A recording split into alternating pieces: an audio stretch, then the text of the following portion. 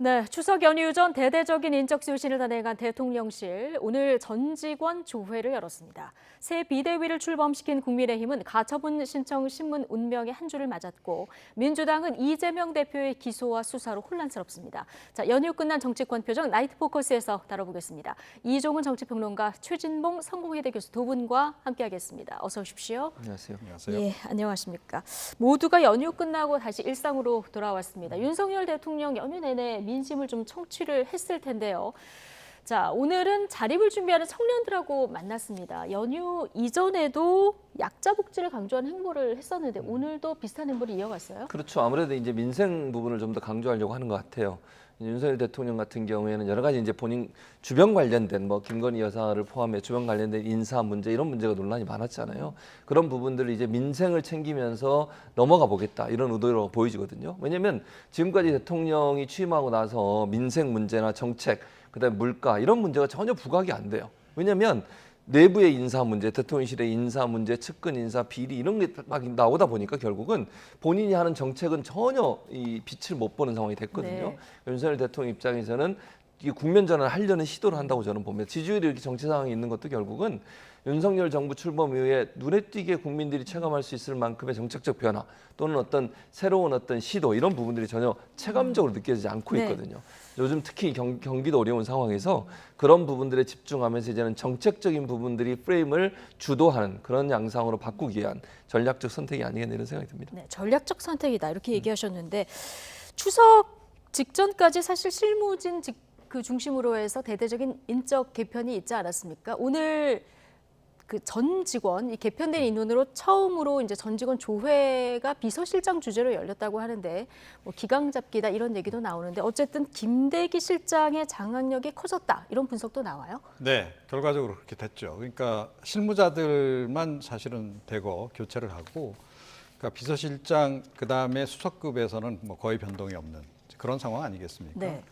사실은 뭐 정치권에서 또 전문가들 같은 경우에는 비서실장부터 책임을 지고 수석들 문제되고 논란이 된 수석들도 좀 책임지고 뭐 그렇게 해서 전면 개편을 하라라고 지금 이제 이야기를 많이 했었던 건데, 그런데 제가 보건대는 뭐 어찌됐건 뭐 역순으로 지금 진행을 했어요. 자, 실무자를 교체함으로 해서 얼마나 큰 효과가 나타날지는 모르겠으나 예. 일단은 뭐 윤석열 대통령이 현재의 그 비서실장 이하 수석급들에게 재신임을 해준 것으로 그렇게 일단 보이고요. 이 팀으로 당분간 계속 끌고 가보겠다. 그런 그 의지가 좀 반영된 예. 그런 행보가 아닌가 이렇게 생각을 합니다. 이제 윤석열 대통령 외교절을 다시 시작해야 됩니다. 엘리자베스 영국 여왕의 그 장례식에 참석한 뒤에 그 다음에는 바로 유엔 총회 기조연설을 위해서 또 미국으로 건너가야 됩니다. 그렇죠. 이 성과가 좀 나야 될 텐데요. 김건희 여사도 좀 동행을 한다고 하고요. 예. 대통령실 개편의 역량이 좀 발휘가 될까요? 그건 좀 이제 봐야 되겠죠. 예. 왜냐하면 이게 성과가 나냐 안 나냐 안에서 대통령실 개편에 영향을 미쳤냐 못 미쳤냐를 결정짓는 요소가 돼요. 좀 그렇죠. 또 아쉬운, 지지율에도 영향이 있을 그렇죠. 테고요. 지지율에 영향이. 아쉬운 부분은 사실은 지난번에 이제 그 트위터에 글을 올리신 거에 엘리자베스 여왕의 이름을 잘못 기록한 적이 있었잖아요. 그것도 사실은 큰 실수거든요. 왜냐하면 이 외국 같은 경우는 특히 이제 여왕의 이름 자체 스펠링을 틀린 것 자체는 상당히 큰 그 결례예요. 그리고 예. 그래서 그런 부분들이 또다시 반복되면 안 된다는 거죠. 사실은 그것도 홍보 라인이 개편되면서 예전에 강윤선 대변인이 아마도 제가 알기로는 그러니까 그 외국 언론 대상으로 한 그런 업무를 담당하시는 자리로 옮긴 걸로 제가 들었거든요. 근데 그렇게 했음에도 불구하고 사실 이런 실수가 반복된다고 하면 그거는 사실 상당히 불안한 거다. 그래서 일단 이번에 이제 외교에 가시면 외교에서 어느 정도 성과를 내고 와야 돼요. 지난번에 그 나토 정상회담 가서도 다 사실은 특별한 성과 없이 오셔가지고 거기에도 예. 비판이 좀 있었지 않습니까? 또 김건희 여사 관련해서 여러 가지 논란도 있었고요. 그래서 이번에는 같이 가시는 것 자체는 문제가 된다고 보지 않지만 저는 개인적으로 가서 어떤 성과를 가져오느냐가 중요해요. 네. 외교전을 통해서 대통령이 지지율을 다시 끌어올릴 수 있는 기회가 될 텐데 이번에도 실패를 하게 되면 예. 두 번 연속 지지율에 전혀 영향을 못 미치는 외교 행보가 돼버리면 제가 볼 때 지지율 만드는 게 상당히 어려울 거다. 그러니까 모멘텀을 만들어야 되는데 국내에 있어서 모멘텀을 만들기가 어렵잖아요. 근데 외교 무대라고 하는 것은 그 모멘텀을 만들 수 있는 중요한 계기가 된다는 거죠. 그래서 이걸 잘 활용해야 되고 성과를 내야 돼요. 국민들이 체감할 수 있는 성과를 낼 수 있도록 열심히 외교를 하고 그 성과가 가시적으로 보일 수 있는 그런 노력들이 반드시 필요하다. 그건 네. 대통령도 대통령도 노력을 해야 되지만 저는 비서진들이 더 열심히 노력해야 한다고 생각해요. 물밑에서 이미 다 협상이 진행되고 나서 가서 대통령이 협상을 하는 거잖아요. 그렇죠. 물밑에서 비서진이 얼마나 잘하느냐는 이번 성과에 의해서 지난번 비서실 개편이 잘 됐는지 안 됐는지를 가늠할 수 있는 하나의 가늠자가 될 수 있다. 이렇게 생각합니다. 예, 성과가 담보돼야 외교전 이후에도 지지율이 오를 수 있다 이런 얘기를 해주셨는데 그러면 이제 영국, 미국, 캐나다까지 가면서 어떤 것들을 좀 챙겨야 될까요? 첫 번째 챙겨야 될 게 의전입니다. 의전. 예. 그러니까 특히 이번 같은 경우에 그 엘리자베스 여왕 조문 외교와 관련해서는 특히나 이 왕가의 행사이기 때문에 의전이 최우선시 되는 그런 자리다 이렇게 보시면 돼요.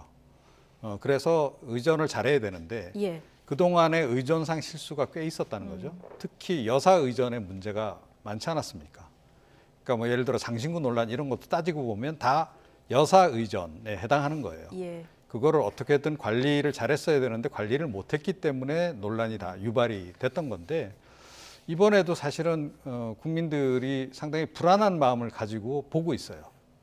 그러니까 혹시 이번에 가서도 또 뭐 그런 실수가 있지 않을까?